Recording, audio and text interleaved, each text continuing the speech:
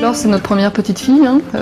Elle a une petite sœur qui est arrivée un petit peu plus tard, mais c'était notre premier enfant. Elle était très attendue, bien entendu, et on était ravis de l'accueillir. C'est une petite fille qui a quand même marché un peu plus tard que la moyenne, mais pas beaucoup plus tard. Il y en a d'autres, des enfants qui marchent vers 19-20 mois. En revanche, 6 mois après ses premiers pas, elle ne courait pas. Donc moi, je me suis dit, il y a un souci, ma gamine, elle n'est pas comme les autres, il faut qu'on voit la pédiatre.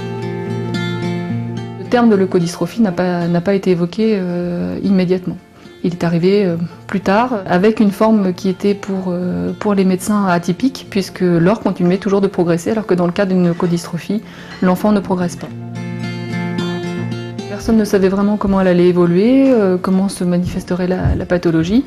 Bon, maintenant on le sait, puisque depuis l'âge de ses 7 ans, Laure régresse à vitesse grand V.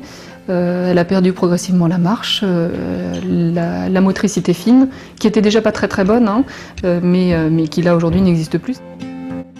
L'association ELA nous a permis d'être en contact avec des professeurs spécialisés dans ces leucodystrophies, parce que ce ne sont pas des maladies que les médecins côtoient au quotidien. Ça reste pour eux quelque chose d'évoqué, mais pas de connu. ELA a le souci de faire avancer la recherche et de venir en aide aux familles. Et depuis 2010, grâce à la recherche financée par l'association ELA, on a permis de découvrir un nouveau traitement, thérapie génique, donc qui est actuellement expérimental, qui a été testé chez 4 enfants qui pour l'instant se portent bien, et on a réussi à stopper la maladie grâce à ce nouveau traitement thérapie génique. Au-delà du fait qu'on sensibilise la population au handicap, parce que c'est pas forcément quelque chose de vécu par tous, et heureusement, on collecte surtout des fonds qui apportent du soutien, du financement à la recherche, mais aussi de l'aide aux familles.